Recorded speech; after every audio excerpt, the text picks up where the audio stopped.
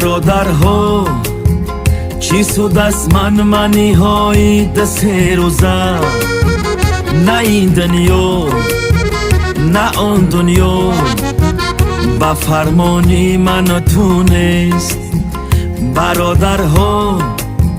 چی سود از منی های دسه روزه نه این دنیا